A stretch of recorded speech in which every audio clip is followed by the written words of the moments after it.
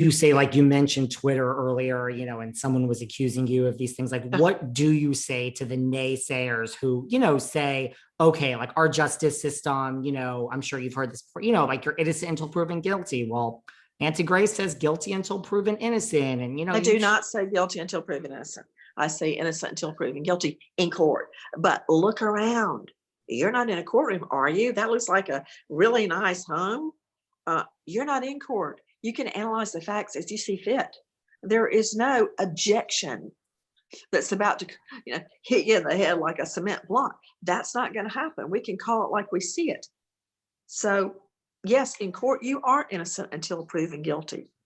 But I can comment on the facts as I see them. And I think a lot of people appreciate that, because I think your comments are what a lot of people are thinking and they just don't want to say. That's the funny thing about the truth. I don't have a problem saying it. No, you don't. That's why I was so excited to speak to you. I mean, can you imagine the world if everyone just kind of spoke the truth? Like, to your point, Johnny Depp, who's getting up there and saying, like, here are all my flaws. Like, I don't know what you want from me. We're human, right? People have flaws. If you're just honest about things. Yeah, and there was a lot to be honest about. I mean, that testimony, those videos, that's another thing. I've had plenty, my husband and I never argued until we had children. And then it's like, bring it on. It's because I think one thing about how they should be raised, he thinks another. Long story short, when we do have an argument, I don't think to pick up my camera and start filming him on my cell phone. I thought that was really weird, and it felt like a setup. They were like two wet cats in a barrel, and it was just a matter of who's going to crawl out on top. It was certainly an interesting case. Oh, that's one way to put it. To say the least. I want to ask you about some other interesting cases. We have a lot of people that listen to this show that are huge, like, housewife fans. Like, I want to talk about, like, Jen Shah and get your thoughts on that, that she admitted that, she just has a guilty plea that she just came out with. Well, I feel that very often, especially in the case of housewives, they are treated more leniently under the law.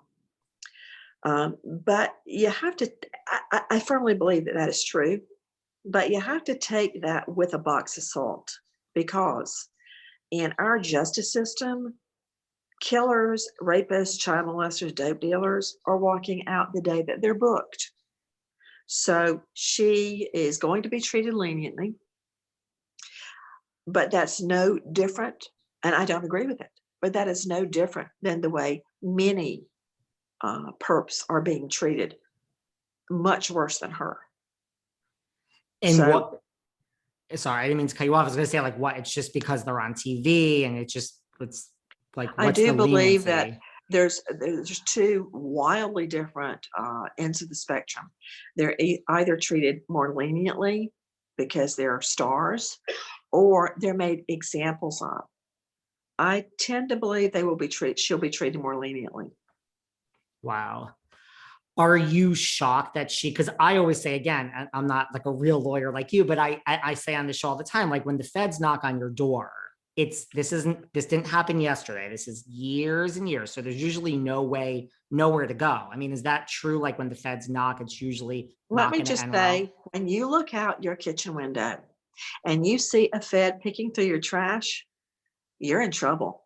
You better call a defense lawyer right then. Of course, your phone will most likely be tapped by that point, but you better get a defense lawyer pronto on your burner phone, because once the feds get in, and I was a fed for 3 years before I got into prosecuting violent crimes. I was a fed as a federal law clerk, and then a fed for 2 years in antitrust and consumer protection. The feds don't go after you until they've got 2 rooms full of boxes of documents that will prove you guilty. They're very slow to move, but when they move, they're ready. That's what I say all the time, but I mean, I feel validated that you're saying it too.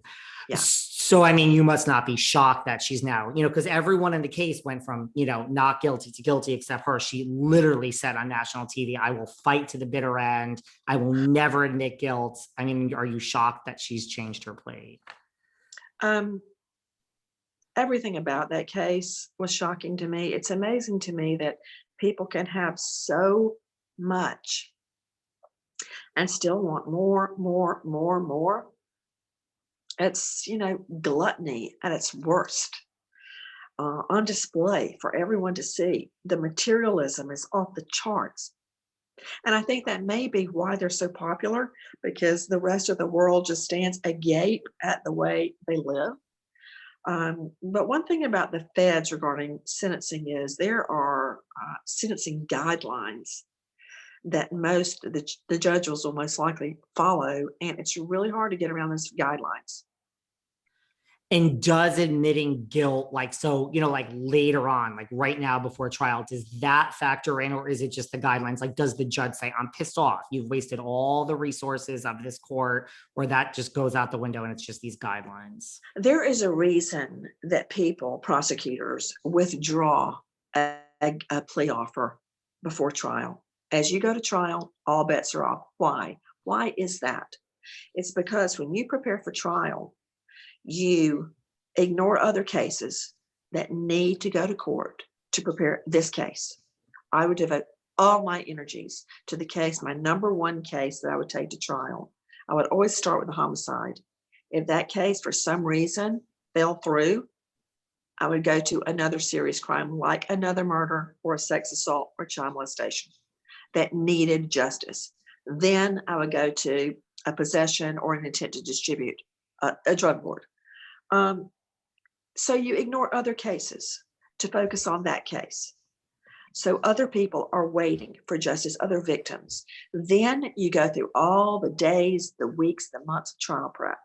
Then you drag your victims and your witnesses through hell, HELL, to prep for trial.